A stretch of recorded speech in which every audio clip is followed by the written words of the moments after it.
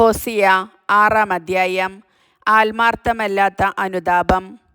അവർ പറയും, വരുവിൻ, നമുക്ക് കർത്താവിങ്കലേക്ക് മടങ്ങിപ്പോകാം. അവിടുന്ന് നമ്മെ ചീന്തിക്കളഞ്ഞു, അവിടുന്ന് തന്നെ സുഖപ്പെടുത്തും. അവിടുന്ന് നമ്മെ പ്രഹരിച്ചു, അവിടുന്ന് തന്നെ മുറിവുകൾ വച്ചുകെട്ടും. 2 ദിവസത്തിനു ശേഷം അവിടുന്ന് നമുക്ക് ജീവൻ തിരിച്ചു തരും.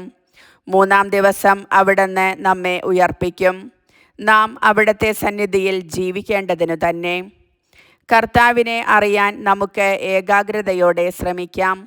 അവിടുത്തെ ആഗമനം പ്രഭാതം പോലെ സുനിശ്ചിതമാണ്. മഴ പോലെ, ഭൂമിയെ നനയ്ക്കുന്ന വസന്തവൃഷ്ടി പോലെ അവിടുന്ന് നമ്മുടെ മേൽ വരും. എഫ്രായിം, ഞാൻ നിന്നോട് എന്തു ചെയ്യും?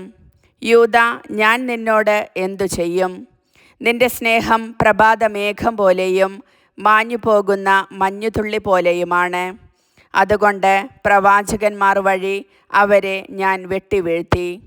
എൻ്റെ അധരങ്ങളിൽ നിന്ന് പുറപ്പെടുന്ന വാക്കുകളാൽ അവരെ ഞാൻ വധിച്ചു. എൻ്റെ വിധി പ്രകാശം പോലെ പരക്കുന്നു. ബലിയല്ല, സ്നേഹമാണ് ഞാൻ ആഗ്രഹിക്കുന്നത്.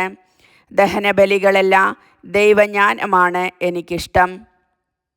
എന്നാൽ ആദാമിൽ വച്ച് അവർ ഉടമ്പടി ലംഘിച്ചു.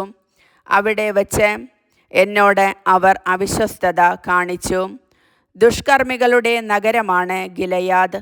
അവിടെ രക്തം ഒഴുകിയ ചാലുകൾ കാണാം. പതിയിരിക്കുന്ന കവർച്ചക്കാരെ പോലെ പുരോഹിതർ സംഘം ചേർന്നിരിക്കുന്നു. ഷെക്കമിലേക്കുള്ള വഴിയിൽ അവർ കൊല നടത്തുന്നു. അതെ, അവർ ഹീനകൃത്യം ചെയ്യുന്നു. ഇസ്രായേൽ ഭവനത്തിൽ ഞാൻ ഭീകരമായ ഒരു കാര്യം കണ്ടു. എഫ്രായിമിൻ്റെ പരസംഗം അവിടെയാണ്. ഇസ്രായേൽ മലിനമായിരിക്കുന്നു. എൻ്റെ ജനത്തിൻ്റെ ഭാഗധേയം നിർണയിക്കുമ്പോൾ, യൂദാ, നിനക്കും ഞാൻ ഒരു കൊയ്ത്തു നിശ്ചയിച്ചിട്ടുണ്ട്. കർത്താവിൻ്റെ വചനം.